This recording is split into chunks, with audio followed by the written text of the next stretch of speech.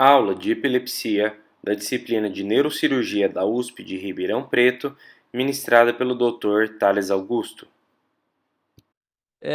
Para quem não me conhece, sou o Thales, sou R2 aqui do Serviço HC. A gente vai dar uma aula mais introdutória aqui sobre o tratamento cirúrgico da epilepsia. A gente vai passar um pouquinho da indicação, das principais causas, técnicas. Vai ser bem introdutório mesmo. Então, assim, toda vez que a gente tem um paciente que foi diagnosticado com epilepsia, não como crise como uma crise focal, num contexto de trauma ou sintomático, a gente começa o tratamento dele com fármacos anticrise. Esses fármacos anticrise todo mundo conhece na prática clínica, fenitoína, carba, etc. E uma vez que você começa o tratamento adequado, com um fármaco de escolha adequado para essa crise, eles tendem a resolver ali mais de 80% das situações. Mas, na maioria das séries, a gente vê que aproximadamente 20% dos casos vão manter crise, apesar do tratamento otimizado com fármacos anticrise. E aí a gente vai chegar num conceito que a gente tem numa epilepsia fármaco-resistente, que é uma epilepsia que não vai responder bem depois que você tem dois fármacos anticrise bem estabelecidos, com uma seleção adequada. Ou seja, você não vai começar para uma epilepsia focal um remédio igual o fenobarbital para uma epilepsia mais generalizada. Ou você não vai começar a vigabatrina para qualquer epilepsia. São indicações mais específicas. E depois dessa seleção adequada, ele pode ser associado ou não com o outro. Por quê? Quando a gente começa o tratamento com algum FAC, o primeiro FAC que a gente começa, ele vai controlar aproximadamente 50% das crises. Depois, quando a gente associa um segundo fármaco, ele vai aumentar de 10 a 15%. Então, 60 a 65% dos casos vão ser bem controlados com dois fármacos. E um terceiro fármaco, ele vai controlar apenas 1% a mais dos casos. A gente vê uma divergência falando de 20%, ali daria 65%, mas isso varia de cada série. O que é importante é que depois que a gente chega de dois fármacos e não respondeu bem, a gente já tem que pensar que esse paciente pode ter uma causa que não vai responder só com remédio, a gente vai ter que considerar alguma terapia cirúrgica para ele. E aí a cirurgia para epilepsia, o que é o foco dela? A gente vai precisar controlar crises, ou seja, diminuir a intensidade, a frequência, e a gente vai chegar num ponto que a gente vê muito no ambulatório lá. Segundo, não pode piorar o status neurológico do paciente. A cirurgia para epilepsia ela não pode piorar a funcionalidade de um paciente. Se ele consegue levar a vida bem com os fármacos, não tem motivo se a gente vai fazer uma cirurgia para tirar uma lesão na área motora, para ele ficar hemiparético, por exemplo. E ela também visa evitar o efeito crônico dos fármacos anticrise. Todo fármaco anticrise carrega uma série de efeitos colaterais que afetam a vida do paciente. Sonolência, pode dar, que nem a fenitoína, hiperplasia gengival, errado, mas não é o caso. Altera a fertilidade na mulher, pode dar atraso cognitivo, principalmente quando é criança. Então, assim, a cirurgia ela vai evitar, buscar atingir esses três pilares: controlar as crises, melhorar a qualidade de vida, não piorar e diminuir o efeito dos fármacos. E outra coisa é a questão financeira. Quando a gente pega um paciente jovem, pensar que ele vai manter ali 40 anos, se ele começou com 40 anos, vai manter mais ali 40 anos usando remédio, é um gasto alto. Quando a gente fala de criança, então, evitar remédio por uma vida inteira sempre vai ser interessante do ponto de vista financeiro. E aí, a gente vai falar um pouquinho nessa parte de controlar crises, porque não é só a frequência de crise. A gente vai ver lá na admissão do CIREP, o paciente tem uma crise nos últimos 6 meses. A gente não vai olhar só a frequência, mas o componente clínico dessa crise. Às vezes ele tem uma crise de um drop attack, que é muito grave, às vezes ele pode sofrer um acidente, um TCE, e acabar falecendo, mesmo com uma crise por ano. E às vezes é uma crise que é focal, vai ter só uma clonia ali no membro superior, só que é o dia inteiro com aqueles abalos. Isso atrapalha muito a qualidade de vida. Então, não é só frequência, é a intensidade e o risco dessa crise no dia a dia do paciente. E aí, a gente vai ter cirurgias que vão poder curar o paciente, ou seja, não ter mais crise, e vão ter cirurgias que são tidas como paliativas, que a gente vai diminuir a intensidade, não vai zerar o paciente, mas vai melhorar um pouquinho da qualidade de vida dele. E aí a gente tem a dificuldade pediátrica. É muito difícil estabelecer esses pilares numa criança. Como que a gente vai falar com uma criança de 6 meses que ela é farmacoresistente se ela usou, às vezes, 3 meses de um remédio, 2 meses de outro? É muito difícil. E a outra coisa, a gente não pode apostar na pediatria em observar a criança a longo prazo só com remédio. Isso dá um atraso cognitivo muito importante. Num adulto, observar 2, 3 anos, a pessoa tem 30 anos, observar esse tempo, a gente pode, ela já desenvolveu bem, consegue levar uma vida relativamente ok. A gente observar 3 anos numa criança, a gente perde um desenvolvimento muito importante. Então, a criança tem que ser mais incisivo. Nem sempre a gente vai esperar falar, usou tantos remédios para poder indicar uma cirurgia. E aí as outras principais indicações, não, são crises resistentes aos fármacos, isso que eu falei de frequência, nem sempre é a frequência que vai indicar crise, mas sim a intensidade, o componente da crise, e os drop attacks, que são componentes muito importantes pelo risco da queda, levar um TCE e esse paciente evoluir com sequela ou até óbito. Outra coisa, pode indicar cirurgia num paciente que tem crise controlada, mas tem efeitos adversos intoleráveis, desde a sonolência, atraso cognitivo, intolerância gástrica, por aí vai. De cada remédio tem a sua lista de efeitos colaterais. E aí, tem pacientes que, mesmo que eles podem estar sem crise e bem tolerados com remédio, a gente pode indicar cirurgia quando são lesões estruturais, sejam elas resistentes ou não, e ele estando em uso de medicação, que são as síndromes cirurgicamente remediadas. Que aí é, por exemplo, paciente com MAVE que tem epilepsia, um cavernoma que dá crise, e ali a lista a gente vai falar daqui a pouco. Então, nesses casos das síndromes cirurgicamente remediáveis, a gente vai cair num conceito que é a zona epileptogênica. Que é isso? É o sítio no córtex que vai gerar a crise. Lembrar que a crise é um evento cortical, então fossa posterior não vai dar, por isso a gente não passa fenitoína nos casos. Ela vai começar no córtex. Aquela região, a gente geralmente vai lidar mais com síndromes com epilepsia focal nesse caso. Aquelas síndromes que derivam de Lennox-Gastaut, com West, Asmussen, a gente não tem uma zona muito específica. Então, a zona epileptogênica ela é difícil de ser determinada. Mas, quando é uma crise focal, a gente muitas vezes consegue achar um sítio que é a zona epileptogênica. Ela é definida como a mínima quantidade de córtex para poder gerar a crise e que, quando ressecada ou desconectada, esse é um ponto que a gente vai falar, ela leva à cura dessas crises, ou seja, diminui a intensidade, não tem mais a crise. E geralmente são pacientes que vão ter as lesões estruturais que geram essas crises. Quais são as principais condições estruturais que a gente vai ter, então? A principal, mais comum no adulto, mais importante, é a esclerose mesial temporal, com a esclerose hipocampal, que é a principal causa que a gente tem da epilepsia focal ali no adulto, que a gente vai mais abordar. Outra coisa muito típica, não é tão comum, mas ela é muito de rodapé de livro, mas muito bem definida, é a displasia cortical focal do tipo 2, lá no fundo do giro. Tumores glioneurais, então ganglioglioma, ou até mesmo DNET, que a gente vê muito. Também tem aqueles tumores da esclerose tuberosa, cegas, né?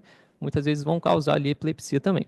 E na vascular, cavernoma, MAVE, também pode dar epilepsia. Aqui a gente vai ver, então, uma ressonância de um paciente com esclerose mesial temporal. A gente vê a assimetria dos hipocampos, aqui na região posterior. Aqui a gente tem um paciente com displasia cortical, uma ressonância com T1 invertido. Nessa aqui da esquerda, a gente vê o paciente com uma alteração aqui, que é um tumor glioneural, embora tremeu, ficou ruim de visualizar. Aqui a gente vê um ganglioglioma também. Então, como que a gente vai selecionar esse paciente? Esse paciente ele tem que ser fármaco-resistente, ele tem que ter um comprometimento da qualidade de vida dele, e uma coisa que é muito importante, tem que ter uma correlação clínica, anátomo e eletrofisiológica. Não é só o paciente que tem crise e tem uma lesão na ressonância que a gente vai operar. a gente tem que documentar que essa crise vem daquele lugar, senão a gente vai operar um paciente à toa. E tem que ter risco-benefício. Igual eu falei, a gente não vai operar um paciente que pode ter uma displasia próxima à área motora, com risco de deixar ele hemiparético, se ele está bem controlado com crise. Então, sempre vai ter que ponderar muito o que é o risco daquela área. Criança, sempre importante levar em consideração a questão da deterioração cognitiva, porque aquele gap do desenvolvimento a gente não pode perder. Sempre vai ter atraso cognitivo? Nem sempre, mas mesmo nas que tem, se a gente conseguir abordar previamente, a gente pode garantir uma melhor qualidade de vida.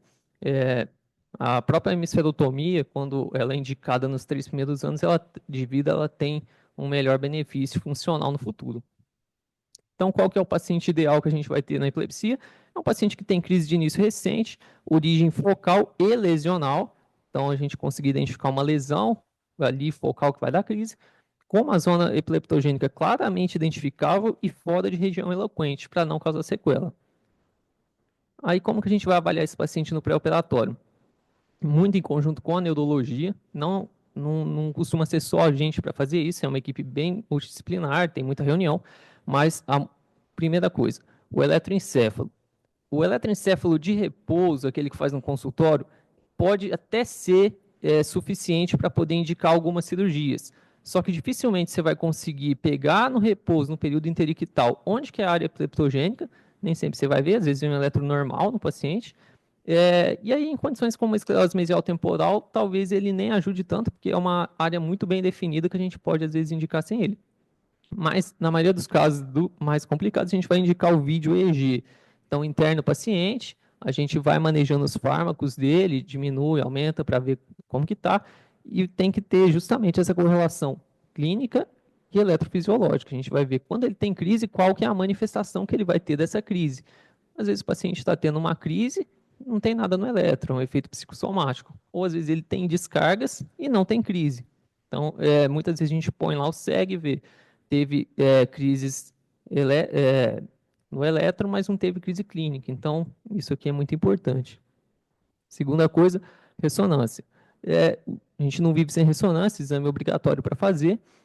Desde da ressonância normal, T1, T2, T1 com contraste, flare, mas muito importante em alguns casos a tractografia. A gente vai ter, às vezes, alguma lesão que é um pouquinho mais profunda, pode pegar ali na cápsula interna, ou pegar algum trato ou fascículo mais importante. A gente tem que avaliar o caminho que a gente vai fazer para chegar até lá, para justamente não deixar um maior risco de sequela. O PET e o SPECT. Tem algumas indicações para poder fazer, porque assim, o SPECT na indicação mais comum, você fazer ele para avaliar o hipermetabolismo, você teria que fazer um SPECT no momento da crise, que é muito difícil. Você botar um paciente crisando para fazer um SPECT na hora. Mas assim, você veria o quê? Veria um aumento do metabolismo naquela área. Outra coisa que é importante é que o SPECT, quando ele mostra no repouso um hipometabolismo da região dos temporais, na esclerose mesial temporal, ele é um prognóstico de que o paciente vai evoluir para a cirurgia e que muito provavelmente vai responder bem, porque é justamente aquela região que a gente vai tirar e vai conseguir reduzir as crises dele.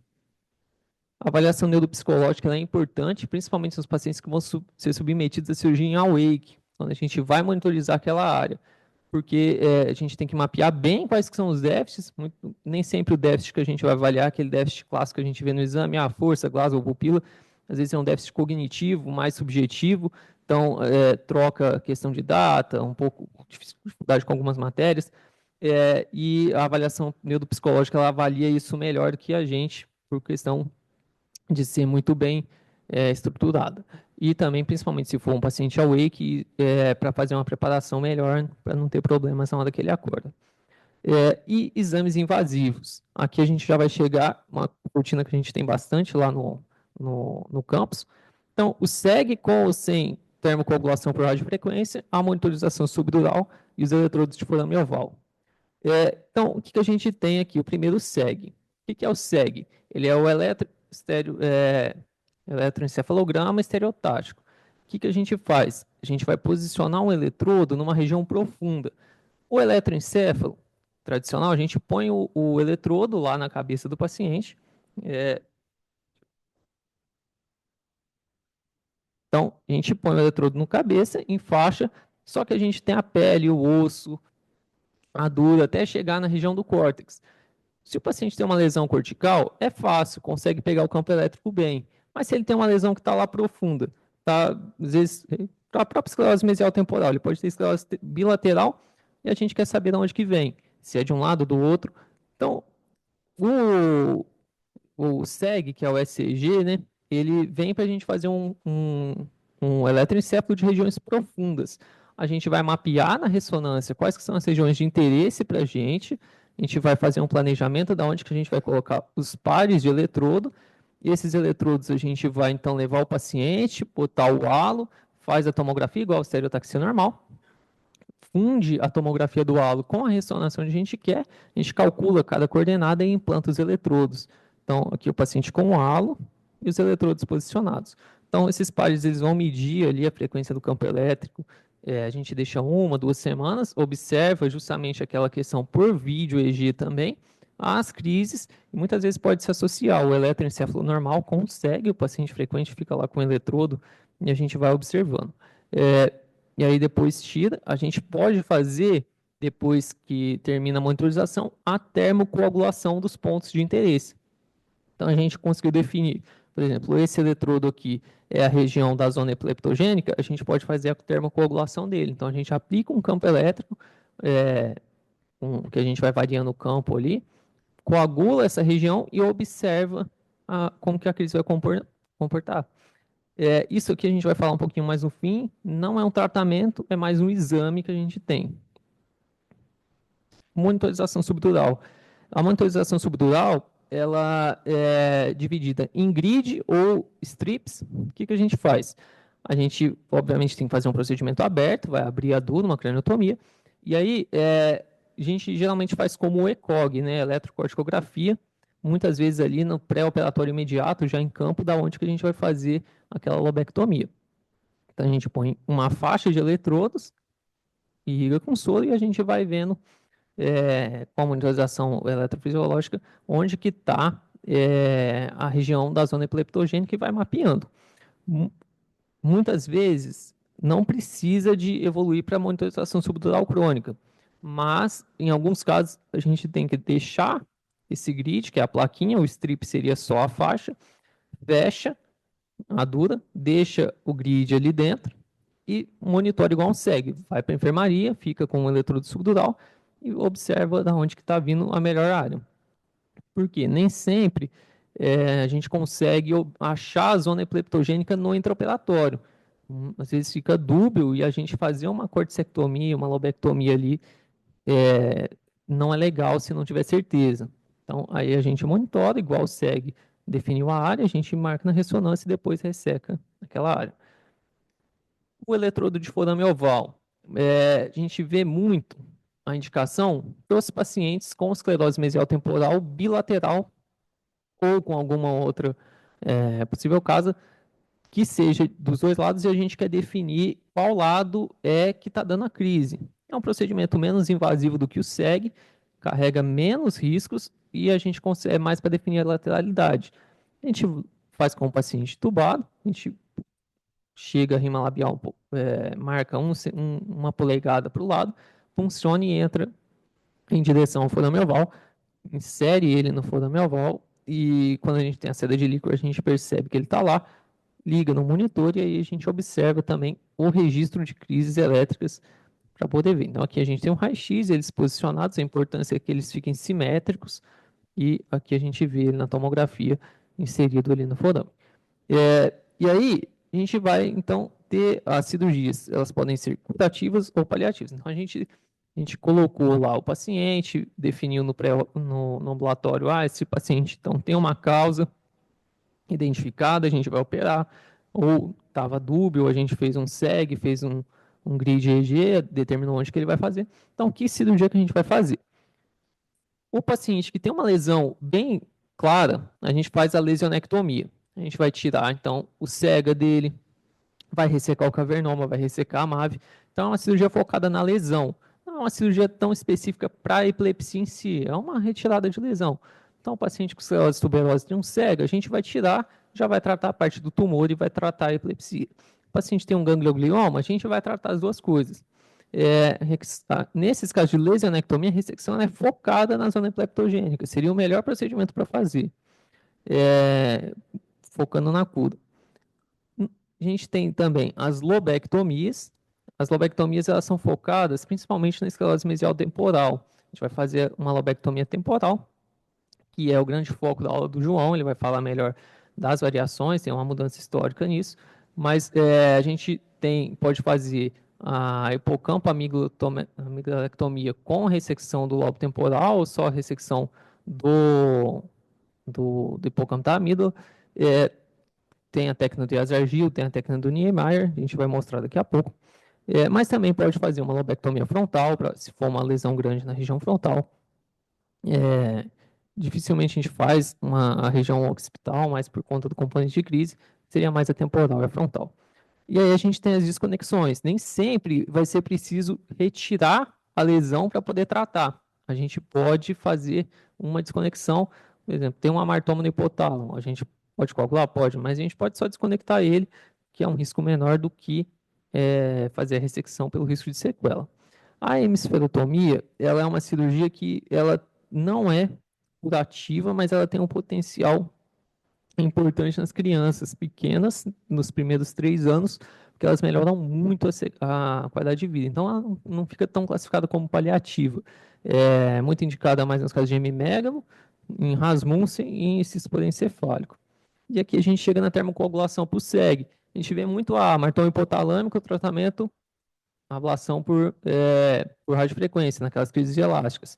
A gente então identificou uma zona epileptogênica pequena no SEG, a gente vai fazer o quê? Vai coagular e vai tratar.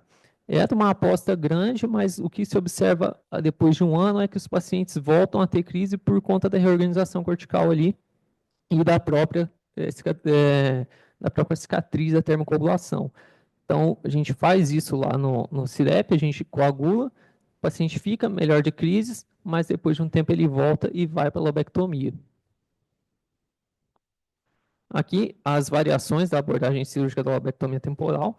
O João vai falar isso melhor, mas a gente tem a clássica Vidiazargil, que é a via transilviana, que a gente vai entrar, tem o risco maior de lesar estruturas vasculares, e a do Paulo Niemeyer, aqui do Brasil, que a gente entra no dia temporal médio, por via transcortical. Então, aqui a gente entraria, faria toda a ressecção do lobo temporal da parte neocortical e da parte mesial, por isso, esclerose mesial temporal, ressecar toda essa região. Na técnica do Yazar-Gil, a gente vai abrir a fissura, né? Então a gente cai lá no fundo com a cerebral média e aí tem o risco de toda lesão vascular que pode complicar.